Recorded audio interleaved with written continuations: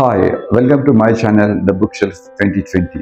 ఇందులో భాగంగా ఈరోజు నేను మీకు పరిచయం చేయబోయే పుస్తకం ఒక కథా సంకలనం. రచయిత్రి తను రాసిన కథలన్నీ ఒక సంకలనంగా ఒక పుస్తకంగా మన ముందుకు తీసుకొచ్చారు. ఈ పుస్తకం పేరు కథల అర. ఈ పుస్తక రచయిత్రి డాక్టర్ అంజనీ గారు. డాక్టర్ అంజనీ గారు వరంగల్ డిస్ట్రిక్ట్లో సీనియర్ మోస్ట్ గైనకాలజిస్ట్. డాక్టర్గా ఎంత బిజీగా ఉన్నప్పటికీ కథలు రాస్తూ, బొమ్మలు చెక్కుతూ, బొమ్మలు వేస్తూ ఒక కళాకారిణిగా, కళాభిమానిగా తన జీవితాన్ని ఎంతో అందంగా మలుచుకున్నారు. తన ఈ డాక్టర్ వృత్తిలో, తన ఈ వైద్య వృత్తిలో, ఈ సుదీర్ఘ ప్రయాణంలో తన అనుభవాలను, ఆలోచనలను, తన చుట్టూ జరుగుతున్న సంఘటనలను చూసి చెలించి రాసిన కథలు కొన్ని. ఈ కథలన్నీ చాలా సున్నితమైన కథలు, భావోద్వేగమైన కథలు. డెఫినెట్గా ఈ కథలు మీకు నచ్చుతాయి. ఈరోజు మనం డాక్టర్ అంజనీ గారితో కాసేపు మాట్లాడదాం. డాక్టర్ అంజనీ గారి అనుభవాలని, జీవితాన్ని గురించి కొంత తెలుసుకుందాం.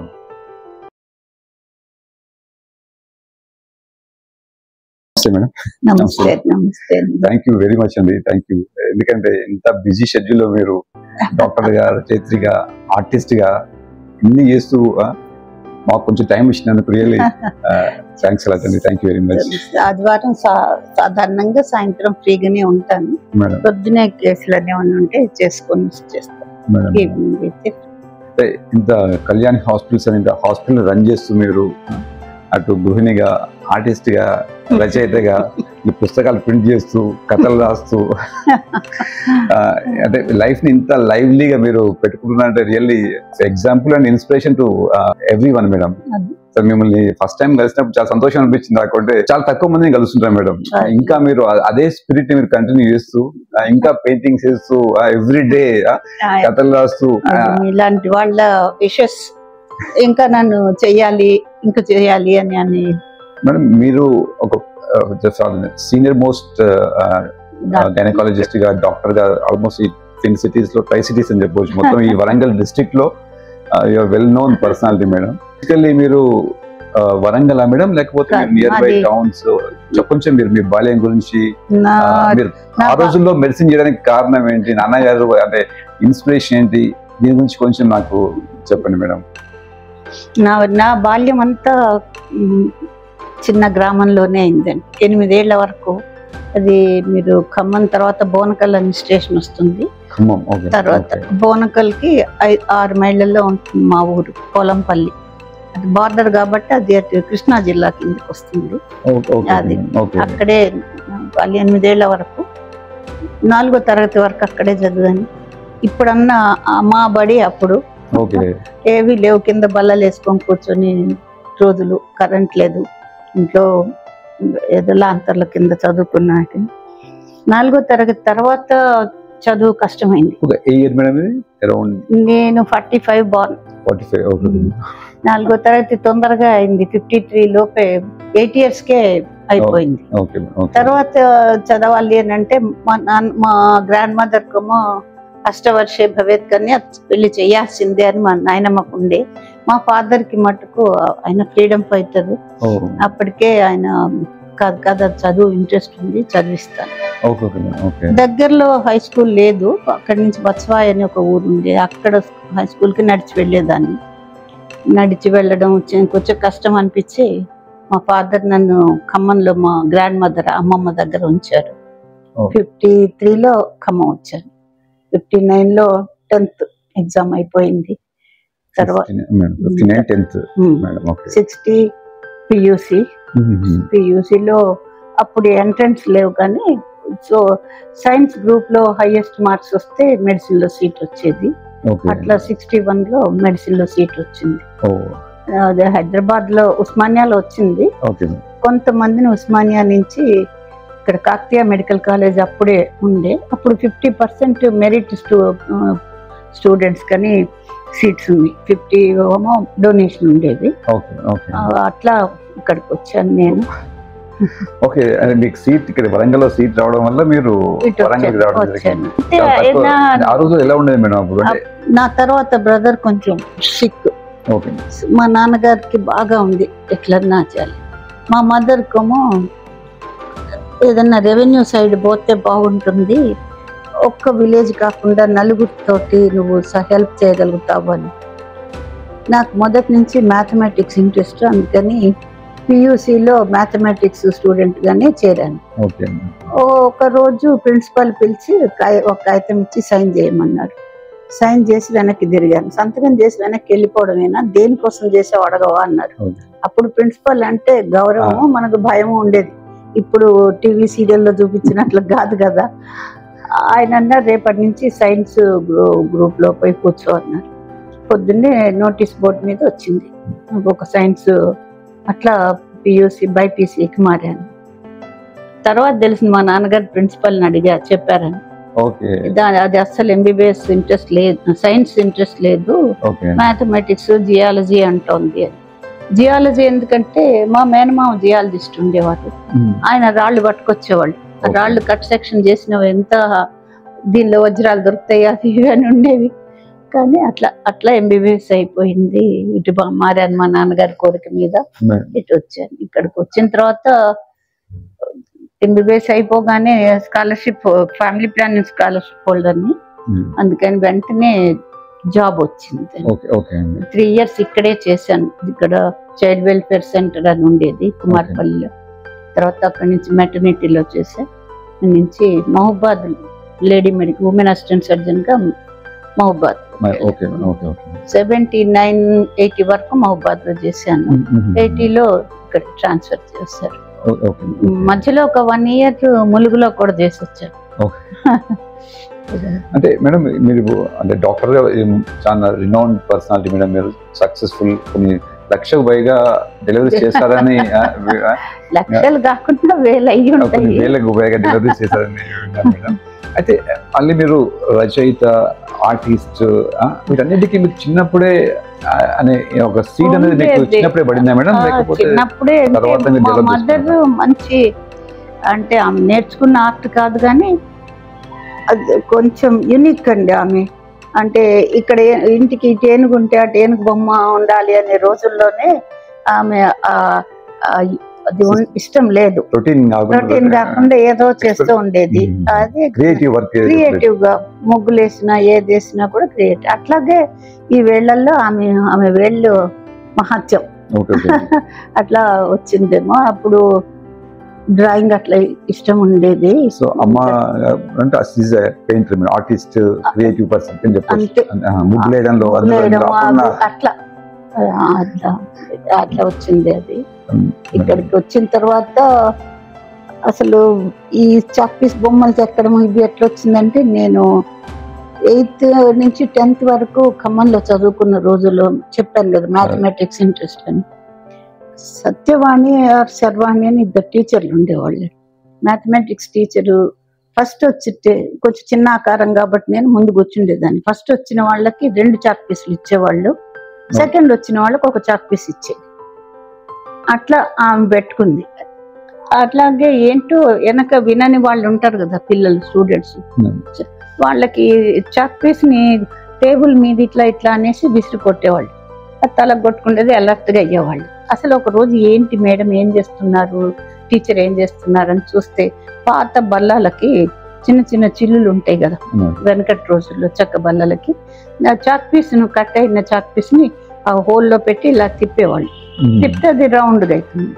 అది చూసిన తర్వాత నా మనసుకు అనిపించింది, ఈ జనరేషన్ వాళ్ళు వస్తున్నారు, ఉద్యోగాలు చేస్తున్నారు, మీరు చాలా అడ్వాన్స్ 1960లోనే మీరు మెడిసిన్ లో జాయిన్ అయ్యారంటే అది మీ ఫాదర్ మదర్ ప్రోత్సహించిన వల్ల, లేకపోతే ఆల్రెడీ మీ వాతావరణం అట్లా మీ కుటుంబంలో అలాంటి వాతావరణం ఉండేదా? కుటుంబంలో అంటే మా అంకుల్, మా ఫాదర్ బ్రదర్ డాక్టర్ అప్పుడు, ఆయన తర్వాత పీడియాట్రిక్స్ చేశారు. మా ఫాదర్ కి ఆ ఇన్ఫ్లుయెన్స్ బాగా ఉంది. తమ్ముడు డాక్టర్ కదా, కూతురు కూడా చెయ్యాలి అని అట్లా. అది ఇంకా సరదాగా చెప్పాలంటే మా నాన్నగారు ఒక కొడుకులాగానే పెంచారు. 8వ ఏట సైకిల్ నేర్చుకోమన్నారు, కైంచి అంటారే, ఆ కైంచి నేర్పించారు. కింద పడ్డా నేర్చుకోవాల్సిందే అన్నారు. అట్లాగే 9-10 years అప్పుడు స్విమ్మింగ్ నేర్చుకున్నారు. అట్లా అది చూపించలేదు. అట్లా మెడిసిన్ చేసే రోజుల్లో అంటే అట్లా ఆర్ట్ మీద ఆ బొమ్మలు చెక్కడము అనేది చాక్ పీస్ చేశారు కదా రౌండ్ గా, దాంతో నేను కప్ సాసర్లు చేసుకుండేదాన్ని. అట్లా అట్లా నాకే తోచింది కప్ సాసర్లు కాదు, కొంచెం ఆర్ట్ లాగా చెక్కాలి అని. 61 లో ఇక్కడికి వచ్చిన తర్వాత ఒకసారి రామప్ప టెంపుల్ టూర్ వెళ్ళాం స్టూడెంట్స్ అందరం. అక్కడ అసలు ఆర్ట్ వర్క్ స్కల్ప్చర్స్ చూస్తూ ఉంటే ఆ నాగిని చాలా ఇదైపోయినాను నేను. ఎట్లాగన్నా అవి అప్పటికి అంత శక్తి లేదు, ఆర్థికంగా ఒక పెయింటింగ్ కొనుక్కుందామన్నా అంత లేదు, ఇబ్బందిలో ఉన్నాము. అందుకని అన్ని చాక్ పీసుల మీద చెక్కుకోవడం నేర్చుకున్నా. అది ఈ రోజు వరకు అది కంటిన్యూ అవుతుంది. ఇది 63 లో నేను చెక్కింది. అయితే తమాషా ఏంటంటే నర్సయ్య, డాక్టర్ నర్సయ్య అని మా క్లాస్మేట్ ఉండేవారు, పెథాలజిస్ట్ అయిన తర్వాత. ఆయన ఈ చాక్ పీస్ బొమ్మ, ఈ ఫోటో ఆయన దగ్గర ఉంది. ఆయనకు చాలా శ్రద్ధగా ఉంచారు. నా దగ్గర నర్సింగ్ హోమ్ ఓపెన్ చేయగానే పెథాలజిస్ట్ గా ఇక్కడికి వచ్చారు, ఆయన తెచ్చిచ్చారు. నేను దగ్గర ఉంచుకున్నాను జాగ్రత్తగా అని. 1963 లో. ఇదేది చూసి కాదు, ఊహించుకొని చేసి చెక్కిందే. చాలా మీరు ఇంట్లో మేడం మీరు ఒక్కరైనా మేడం, ఇంకా సిస్టర్స్ బ్రదర్స్? అక్కడ బ్లాక్ అండ్ వైట్ ఫోటో ఉంది, మేము 10 మంది. 10 members. నేనే పెద్దదాన్ని. ఇప్పుడు వచ్చిన వాడు రెండో తమ్ముడు, 4 తమ్ముళ్ళు, 5 చెల్లెళ్ళు, చెల్లెలు ఇదైంది, 4 తమ్ముళ్ళు. అందరూ స్కూల్కి వెళ్ళే వాళ్ళు, అందరు మీ సిస్టర్స్ కూడా ఎడ్యుకేషన్ అందరూ అంటే మెడిసిన్ సైడ్ పోయిన వాళ్ళు ఎవరు లేరు, కానీ లాస్ట్ ఆఖరి చెల్లెలు మటుకు US లో ఉంటుంది. అది ఇంట్రెస్ట్ ఉంది దానికి, అందుకని థియేటర్ వర్క్ ఏదో చూస్తోంది US లో. తమ్ముళ్ళు ఒకడు ఇంజనీరు, ఒకడు US లో ఉన్నాడు, ఒకతను అడ్వకేట్ ఈ డిపార్ట్మెంట్. అందరినీ చదివించడము నా దగ్గరే ఉండేవాళ్ళు. వీటన్నిటికీ నాకు శక్తి బలం ఇచ్చింది మా వారు కోదండ రామారావు గారు. అన్నిట్లో అంటే ఇద్దరికి భావాలు కలిసేవి, ఆశయాలు ఒకటే, సోషల్ సర్వీస్ చేయాలి అనేది. Sir completely different field madam, education field. మీరు డాక్టర్ కదా, అంటే అరేంజ్ మ్యారేజ్ మేడం, లేకపోతే మీరు ఇక్కడ బయట పరిచయం తోటి మీరు ఒకరినొకరు ఇష్టపడి పెళ్లి చేసుకోవడం? బంధువులము. సరే అన్ని కలిసినాయి. మన ఇద్దరం ఒక రకంగా సొసైటీకి చెయ్యాలి అన్న దీంతో వచ్చాం కాబట్టి 68 లో అయింది మ్యారేజ్. 68. అప్పటి నుంచి ఆయన ప్రోత్సాహంతో ఇక్కడ దాకా వచ్చాను. లోక్ సత్తా అని అది చాలా బిజీగా. అవును, లయన్స్ క్లబ్ లో బాగా ఉండేది. లయన్స్ క్లబ్ లో ఉన్నప్పుడు కూడా ఈ ఐ డొనేషన్ క్యాంప్స్ అని, అవి ఏ రాత్రో ఎవరో ఫోన్ చేసేవాళ్ళు, ఎవరన్నా పోతే ఈయన 12 సరే నన్ను లేపి అవన్నీ బిన్స్ రెడీ పెట్టేవాళ్ళం. ఐ డొనేషన్ స్పాట్ మీదకి వెళ్ళి తీసుకొని రావడం చేసేవాళ్ళు. ఈ సోషల్ సర్వీస్ అంతా తనతో ఎక్కడ అంత ప్రోత్సాహం ఉండదు కదండి ఇంట్లో. అంతే మేడం, వెరీ ట్రూ. అది సో మీరు 10 members అని చెప్పారు కదా ఇంట్లో. సో మొదట సెటిల్ అయింది మీరే డాక్టర్ గా, ఫైనాన్షియల్ గా. అవును. సో తర్వాత మీరందరూ మీరే ఇన్స్పిరేషన్ అన్నమాట, మీ సిస్టర్స్ గానీ బ్రదర్స్ గానీ. వాళ్ళ బాల్యంలో నేను ఎలా చూసుకున్నాను, వాళ్ళు నాకు అలాగే చూసుకుంటుంటారు ఇప్పటికైనా ప్రేమగా. సో అప్పటి నుండి మేడం మీరు 1968 లో మీరు కంప్లీట్ చేశారు మేడం, వరంగల్కి వచ్చారు, ఇక్కడే ఉద్యోగాలు చేశారు, గవర్నమెంట్ వర్క్ చేశారు. సో ఈ కళ్యాణి హాస్పిటల్ ఎస్టాబ్లిష్ ఎప్పుడు చేశారు మేడం? అంటే నేను ఇక్కడికి వచ్చిన తర్వాత ఫ్యామిలీ ప్లానింగ్ యూనిట్ లో చేసేదాన్ని MGM లో. మహబూబాద్ నుంచి పేషెంట్స్ వచ్చేవాళ్ళు, ఎవరు డ్యూటీలో ఉంటే వాళ్ళు ట్యూబెక్టమీ చేస్తే కాదు మాకు మీరే చేయాలి మేడం అనేవాళ్ళు. అది కష్టం కదా, నేనే ఎట్లా చేస్తానమ్మా అని సరే అని ప్రైవేట్ నర్సింగ్ హోమ్ లో పోయి చేసేదాన్ని. పేమెంట్ అది ఇబ్బంది అవుతున్నదంటే ఇంకా ఇంట్లో నేనే మొదలెట్టేసాను, క్లినిక్ మొదలెట్టాను. 81లోనే ఇంట్లో డెలివరీస్ అట్లా 83లో విజయ టాకీస్ దగ్గర 30 బెడెడ్ హాస్పిటల్ 83లో స్టార్ట్ చేశాం. ఇక కొంచెం ఎడ్యుకేటెడ్ వాళ్ళు రూమ్స్ అవి అంటున్నప్పుడు 93లో ఇక్కడ నర్సింగ్ పర్మనెంట్ నర్సింగ్ హోమ్ కట్టించుకోవాలి. ఫస్ట్ అంటే డెలివరీ ఏ ఇయర్ లో చేశారు మీరు ఫస్ట్ యాజ్ డాక్టర్ గా? మీరు బయటకు వచ్చిన తర్వాత బయటకు వచ్చిన తర్వాత నాకు బాగా గుర్తు, ఒక ముస్లిం పేషెంట్ హస్బెండ్ బాక్స్ పట్టుకెళ్ళేవాడు. రాజ్ కుమార్ అని లెక్చరర్ ఒక ఆయన ఉండేవారు. బాక్స్ పట్టుకెళ్ళా అతని వైఫ్ ని తీసుకొచ్చాడు. డెలివరీ అక్కడ ఇక్కడ ప్రైవేట్ గా అంటున్నాను నేను. మీ ఎక్స్పీరియన్స్ లో ఫస్ట్ మీరు ఎప్పుడు గవర్నమెంట్ హౌస్ సర్జన్సీ లో చేసినవి 69 నుండి చేస్తున్నారు. 30 years 25 years 55 years madam. So ఇంత బిజీ షెడ్యూల్స్ లో మేడం డాక్టర్స్ అంటే అసలు మీకు ఊపిరి ఆడంత పని అని అంతే మేడం. It's true also. ఎందుకంటే అంత మన దగ్గర అంత పేషెంట్స్ అంత ఉన్నారు మన దగ్గర ఇండియాలో, అంత తక్కువ మంది డాక్టర్స్ ఉన్నారు అవైలబుల్ గా. నేచురల్ గా ప్రతి హాస్పిటల్ కూడా పేషెంట్స్ పోతుంది. అసలు డాక్టర్ కి డే అండ్ నైట్ వర్క్ ఉంటుంది మేడం. ఇంత టైంలో మీరు ఈ కథలు రాయడం అనేది, పెయింటింగ్ చేయడం అనేది ఎలా మీరు ఈ టైం ఎలా తీసుకుంటారు? కథలు రాయడం అంటే 62లో ఊరికినే సరదాగా రాశానండి కథ. నా అంటే ఏదైనా మూవీ చూసి వస్తే చెప్పడం అట్లా అలవాటుగా కథ రాశాను. అది ఒక బుక్ పంపిస్తే అది బాయ్స్ చేతిలో పడ్డది, ఎడక్కొచ్చి కథ. ఇక 2వ రోజు పొద్దున్నే బోర్డు మీద రచయిత్రికి సన్మానం అని రాశారు. ఆ మూవీ ఇదేదో ఎట్లా అవుతోంది మానేద్దాంలే మానేశాను రాయడం. మళ్ళీ మహబాద్ వెళ్ళిన తర్వాత 72లో చిన్న చిన్న కథలు రాసి పంపిస్తుంటాం. అది అంటే సీట్ ఎలా పడింది మేడం కథలు రాయాలని? ఇంట్లో ఎవరైనా రచయితలు ఉన్నారా? ఇంట్లో మీరే మొదటి రచయిత? నేనే రాశాను.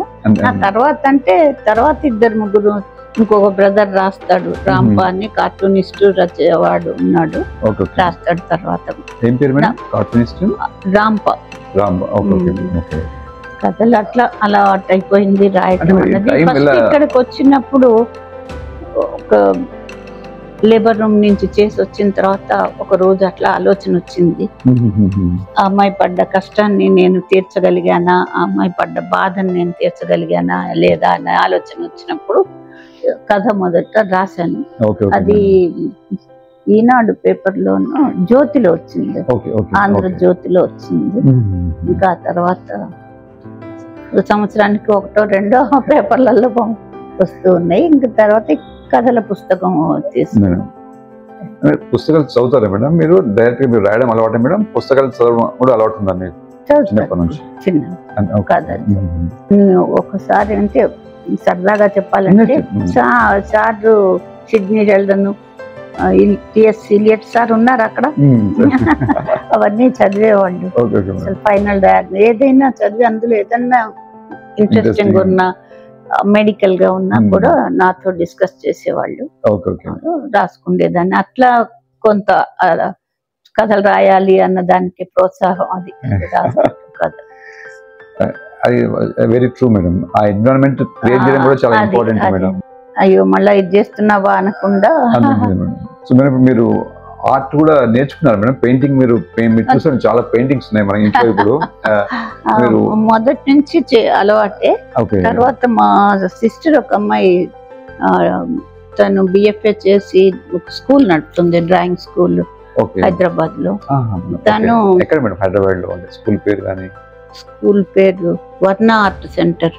వర్ణ, ఓకే. శ్రీనగర్ కాలనీ కాదండి, అది అత్తాపూర్ అక్కడ పెట్టుకుంది. తాను నీకు ఇంత ఇంట్రెస్ట్ ఉంది కదా ఆర్ట్ అని, ఎట్లన్నా ఎగ్జామ్ రాయమంది. సో 60వ ఏట ఎగ్జామ్ రాశాను. మీరు రాశారు? లోయర్ ఫైన్ ఆర్ట్స్ ఎగ్జామ్ రాశారు? Fine arts lower drawing exam పోతే హాల్లో కూర్చున్న వాళ్ళంతా బహుశా నేను ఇన్విజిలేటర్గా వచ్చా అనుకొని ఉంటారు. నేను కూడా హాల్ టికెట్ చూపించా, నేను మీలాగనే అని. పాస్ అయినాను. ఇంకా తర్వాత బిఎఫ్ఏ చేయాలని ఉండే కానీ అవన్నీ వీలు కాదనిపించింది. మళ్ళీ రాగానే ఇంకా కేసెస్ అది. కాకపోతే ఇగో చాక్పీసులు చెక్కడం అన్నది మటుకు చేస్తూనే ఉన్నా. ఇంకా చాక్పీసులు బొమ్మలు చెక్కడం అట్లా. అదే ఒక్కొక్క దానికి ఒక్కొక్క స్ఫూర్తి. ఇందులో కథలు చాలా బాగున్నాయి మేడం, చదివాను నేను. ఫస్ట్ ఆఫ్ ఆల్ పేరే చాలా బాగుంది, కథల అరా. ఈ అరా అనే వర్డ్ చాలా అసలు తక్కువ మర్చిపోయారు మేడం. అరలో పెట్టామంటారు కదా, అది కొంత అంటే షెల్ఫ్ అన్నారు. మా వరకు అయితే ఈ వర్డ్ యూజ్ చేశారు మేడం, వాడారు మేడం. ఇప్పుడు ఇప్పుడు జనరేషన్ ఈ కథ చాలా ఇంట్రెస్టింగ్ అనిపిస్తుంది. ఈ కథల అర చాలా బాగుంది పుస్తకం పేరు. తనిబ్బి అని ఇంకొకటి తనబ్బి అన్నది ఉర్దూ వర్డ్ అనుకుంటాను.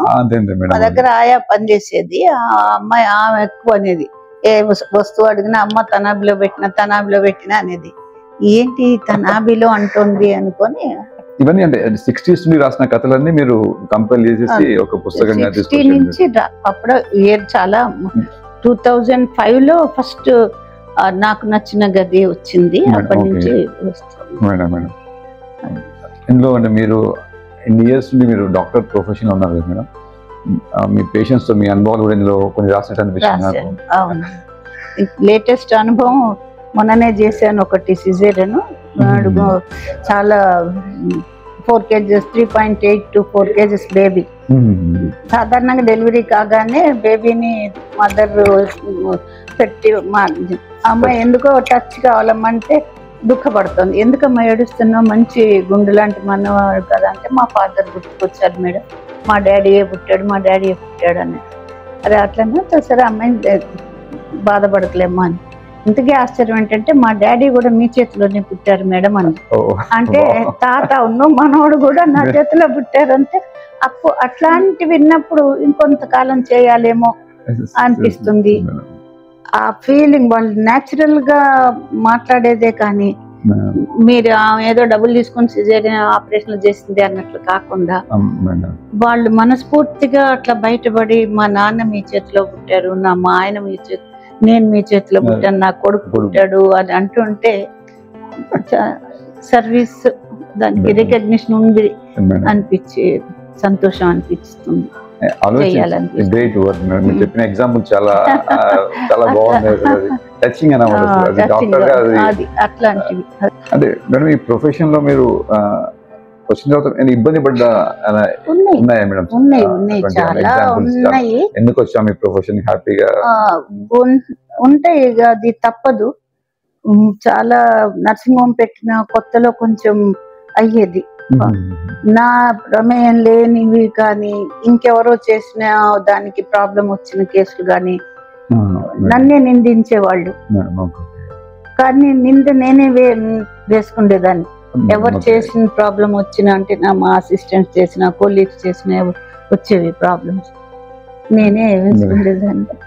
అట్లా కొంత అయింది. ఆ టైంలో అనిపించేది ఎందుకు హాయిగా ఇదేంటిది వద్దు, ఎందుకు రిస్క్ అని. కానీ ఇగో ఇందాక చెప్పాను చూడండి, అట్లా ఎవరో మీరే చెయ్యాలి అన్న. సో మొత్తం హాస్పిటల్ రెస్పాన్సిబిలిటీ కానీ పేషెంట్ రెస్పాన్సిబిలిటీ అంతా మీ షోల్డర్స్ మీదనే అంటే మిగతా అంతా తనే. ఆయన విద్య, నేను వైద్యం అంతే. తనే చూసి ఎవరో ఒకళ్ళని చదివిస్తుండేవాళ్ళం, అందుకని విద్య అంటున్నాం. ఇంట్లో ఎవరో ఒకళ్ళు చదువుకుండేవాళ్ళు. సిస్టర్స్ బ్రదర్స్ అందరూ ఇక్కడే కొంతమంది చదువుతున్నారు. చాలా మీకు ఎక్కడ చూసినా మేడం ఇంట్లో బాపు వర్క్స్ ఎక్కువ కనబడుతున్నాయి మేడం. బాపు గారితో మీకు ఏమైనా? బాపు గారితో లేదు, అంటే మా తమ్ముడు అది పెళ్లి పుస్తకం అన్న సినిమాలో చిన్న రోల్ వేశాడు. అప్పుడు అది బాపు గారి డైరెక్షన్ కదా, ఊరికే పరిచయం చేశాడు. నేను ఎక్కువ మాట్లాడలేకపోయినాను ఆయనతోటి. కానీ ఎప్పటి నుంచో మీకు తెలుసు కదా, మేము PUC చదివే రోజుల్లోనే బాపు బొమ్మ అన్న పేరు ఉండేది కదా. అందరూ అది అనలేక బామ్మ బామ్మ అనేవాళ్ళు. అంటే బాపు బొమ్మలోంచి బాగున్నా అమ్మ తీసుకున్న అమ్మాయి బామ్మలా ఉందిరా అనేవాళ్ళు. ఏంటి బామ్మ అంటున్నారు అంటే నన్ను కాదు అమ్మాయిని. అది ఏంటి బామ్మ అని పొగుడుతున్నారు ఏంటంటే తెలిసేది బాపు బొమ్మ కావచ్చు. అది అప్పటి నుంచి అప్పట్లో అంటే నాకు డ్రాయింగ్ ఇంట్రెస్ట్ ఉంది కాబట్టి వడ్డాది పాపయ్య గారివి చందమామ మీద చాలా బాగా వచ్చేవి. చందమామ అవి వేసుకోవడం అలవాటు చేసుకున్నాం. ఆ ఎక్స్ప్రెషన్ తేవడం చాలా కష్టంగా ఉండేది, అదే అలవాటు అయింది. ఆ తర్వాత బాపు గారి. మీరు ఎక్కువ మేడం వాటర్ కలర్స్ చేస్తారా, పెన్సిల్ స్కెచ్ చేస్తారా ఎక్కువ? అంటే మీకు అల్లికలు కూడా చేస్తారని తెలిసింది నాకు. అల్లికలు ఇంకా పెన్సిల్ స్కెచెస్ ఎక్కువ వేస్తాను. వాటర్ కలర్స్, ఆయిల్ పెయింట్స్ నేను ఎక్కువ వేయలేకపోతున్నాను, అంటే టైం పడుతుంది ఆయిల్ పెయింట్స్ కి. మా సిస్టర్ పిల్లలు 2 ఉన్నారు, ఇక్కడే ఉంటారు. వాళ్ళు బార్న్ ఆర్టిస్టులు, వాళ్ళు వేస్తారు బాగా ఆయిల్ పెయింట్స్. అంటే అప్పటికి ఇప్పటికి మేడం మీరు అంటే యాజ్ అ మహిళగా చేంజెస్ చూసారు 1960s లో ఎడ్యుకేషన్ సిస్టమ్ లో కానీ, అండ్ అప్పుడున్న ఉమెన్ కి పరిస్థితి కానీ ఇప్పుడు కానీ చూస్తే ఎలా అనిపిస్తుంది మేడం మీకు? చాలా చేంజ్ వచ్చిందా, లేకపోతే థింకింగ్ వైజ్ కానీ అంటే ఏ యాంగిల్ లో చెప్పాలి చెప్పండి? అంటే నేను చదువుకున్నప్పుడు ఆలోచన విధానం అంటే ఆలోచన విధానం ఇప్పుడు చాలా లిబరేషన్, లిబర్టీ అని, స్వేచ్ఛ అని, అప్పట్లో మీరు నేను కాలేజ్కి వెళ్ళే రోజుల్లో కానీ ఎప్పుడు కానీ ఈ ర్యాగింగ్ ఇట్లాంటివి నాకు అనుభవంలోకి రాలేదండి. ఎంబీబీఎస్ చదివినప్పుడు కూడా నేను ఇంకా చెప్పాలంటే 3rd year లో ఫీజు కట్టలేకపోతే నోటీస్ బోర్డు మీద డిటైన్ చేశారని వచ్చింది. 2వ రోజు పొద్దున్నే మొన్న క్లాస్మేట్సే ఫీజు కట్టి చేశారు. మంచి ఎగ్జాంపుల్. చాలా, అందుకని నాకు ర్యాగింగ్ అనేది తెలవదు. మేము మొన్ననే లాస్ట్ మంతే కలిసాం. డాక్టర్ విఎస్ రెడ్డి అని ఉస్మానియా నుంచి సూపరింటెండెంట్ రిటైర్ అయినారు, ఆర్థోపెడిషన్. ఆయన అందరు ఫ్రెండ్స్ కలిపి హైదరాబాద్ లో ప్రగతి రిసార్ట్స్ లో కలిసాం. అందరం పెద్దవాళ్ళమే, అంతా 80 ఏళ్ల వాళ్ళమే, తాతలు బామ్మలు అమ్మమ్మలు అయిన వాళ్ళమే కలిసాము. కానీ నా మటుకు వచ్చే వరకు మటుకు నాకు క్లాస్మేట్స్ చాలా చాలా హెల్ప్ చేసేవాళ్ళు. ఇది వరకు లాగా కాదు, మేము స్వతంత్రంగా చేయగలుగుతున్నాం. ఇప్పుడు సంసారంలో కూడా అదే కదండి, నేను సంపాదిస్తున్నా, నేను చేయగలుగుతున్నా. అందుకే హస్బెండ్ గాని ఇంకెవరినన్నా గానీ ఏముందిలే తీసుకోండి. ఆడపిల్లలు అట్లా కాకుండా ఇప్పుడు మీరు సైమల్టేనియస్ గా చూస్తున్నారు కదా, ఆడపిల్లలు ఎంతెంత ఎదిగి చంద్రుడి దాకా వెళ్తున్నారు. పార్ట్ ఆఫ్ ఇట్ అది కూడా ఉంది సొసైటీలో, ఇట్లా కూడా ఉన్నారు. కానీ వీళ్ళని మార్చడం ఎట్లా అనేది కొంచెం కష్టం. అందుకని ఎక్కువ టైం మీరు మొబైల్ కాకుండా ఒక సందేశం మొబైల్లో పంపించారనుకోండి, అది డిలీట్ అయిపోతుంది, లేదా నువ్వే డిలీట్ చేయొచ్చు. అదే ఒక కార్డు మీద రాయి శుభాకాంక్షలను ఏదో, అది ఉంటుంది. నేను పేషెంట్స్ కి రాసి పంపిస్తూ ఉంటాను, గ్రీటింగ్స్ పంపిస్తాను. డెలివరీ అవగానే డిశ్చార్జ్ అయ్యేటప్పుడు గ్రీటింగ్స్ రాసి ఇచ్చేస్తాను. నేనే వేసిస్తాను, డ్రాయింగ్ వేసి ఇచ్చేస్తాను. చాలా బాగుంది మేడం, ఈ ఐడియా చాలా బాగుంది. ప్రతి పేషెంట్ అట్లా అది ఉండాలండి పేషెంట్ కి, డాక్టర్ కి. కార్పొరేట్ హాస్పిటల్స్ వచ్చిన తర్వాత చాలా మెకానికల్ కూడా అయిపోయింది. చూద్దాం ఏ డాక్టర్ వస్తున్నాడు, ఎవరు సర్జరీ చేస్తున్న విషయం కూడా తెలిసే అవకాశం లేదు. ఇప్పుడు డే మీరు ఎట్లా ప్లాన్ చేసుకుంటారు మేడం? డే ఇన్ని యాక్టివిటీస్ లో ఒకదాంతో ఒకటి మిక్స్ కాకుండా నీట్ గా మార్నింగ్ ఎక్కువ టైం పొద్దునే చేసేసుకుంటాను 10 లో పంటిగా. మరి ఇవాళ రేపు ముహూర్తం కేసులు అవి ఉంటే వెళ్ళొస్తాను, అంతేకాని మార్నింగ్ టైం నేను రాసుకోవడం కానీ పెయింటింగ్స్ 9 to 11 మళ్ళీ ఈవినింగ్ ఈ టైం చేసుకుంటాను. ఈవినింగ్ నాకు 7 కి ఓపీ అయిపోతుంది, వచ్చిన తర్వాత రాసుకుంటాను. మార్నింగ్ అయితే ఇంకా ఎర్లీ మార్నింగ్ అయితే బొమ్మలు చెక్కడం, 6 o'clock అయితే ఒకదాన్ని బొమ్మలు చెక్కుకుంటాను. రాయటం అంటే ఎప్పుడు మూడు వస్తే అప్పుడు రాస్తూనే ఉంటాను ఏదో ఒకటి. చూసారుగా ఇల్లంతా ఆర్టిస్టిక్ హౌస్ మేడం, చాలా బాగుంది మేడం. కథలు మొత్తం పుస్తకం చాలా బాగుంది మేడం. కథలు చాలా బాగున్నాయి ఇందులో, ఎస్పెషల్ మేఘమాల అనే కథ కూడా దీంతో మళ్ళీ కొత్త కథలతో కొత్త పుస్తకం వేస్తున్నారు. అది ఆగస్ట్ సెప్టెంబర్ వరకు అవుతుందేమో అని చూస్తున్నాను. అంటే రాస్తున్నారా మేడం? ప్రింట్కి ఇచ్చేసారా? ఇంక ఇవ్వలేదు. ఒక 10 అయిపోయినాయి. ఇంకా కొన్ని అంటే ఎట్లా అంటే మా మదర్ చెప్పిన కొన్ని అనుభవాలు కూడా రాస్తున్నాను. సంతోషంగా రాసేది కావాలన్నారు. ఎందుకంటే మీరు అంటుంటే నాకు సుధామూర్తి గారు గుర్తుకొస్తున్నారు మేడం. ఆమె ఎక్స్పీరియన్స్ తో నెక్స్ట్ జనరేషన్ కి తన ఎక్స్పీరియన్స్ చెప్తూ మళ్ళీ కొన్ని మంచి మాటలు చెప్తూ కొన్ని కరెక్షన్స్ చెప్తూ మీ అనుభవాలు అలా ఉన్నాయి మేడం ఈ పుస్తకంలో కూడా. ఇంకా అటువంటి పుస్తకాలు అటువంటి కథలు చాలా రాయాలని కోరుకుంటూ మేడం కొత్త పుస్తకం రాస్తున్నారు మేడం. ఏం పేరు పెట్టారు పుస్తకం పేరు? ఇంకేమనుకున్నారు? ఇప్పుడే చెప్పండి కదా మేడం. వెరీ మీలాంటి పర్సనల్ చాలా తక్కువ మేడం. ఎందుకంటే డాక్టర్స్ చాలా మంది ఉంటారు మేడం. అదేం లేదు, డాక్టర్ తో పాటు మీరు ఇన్ని రకాల ఇక్కడ అల్లికలు కలెక్షన్, మీ కలెక్షన్ చాలా బాగుంది మేడం. మళ్ళీ ఈ మధ్య కాలంలో లాస్ట్ వీక్ నాకు చాలా సంతోషమైన విషయం ఏంటంటే, ఎప్పటి నుంచో అనుకుంటున్నాను శ్రీ గుడివారెడ్డి గారికి నా పుస్తకం ఇవ్వాలని. ఆయన వెళ్ళాను, సన్షైన్కి వెళ్తే థియేటర్లో ఉన్నారు. 5 నిమిషాలు టైం ఇచ్చారు. నా పుస్తకం ఆయనకి ఇచ్చాను. ఆయన రామాయణం నాకు ఇచ్చారు. గురువాయణం. చాలా సంతోషం. Thank you madam. Thank you very much.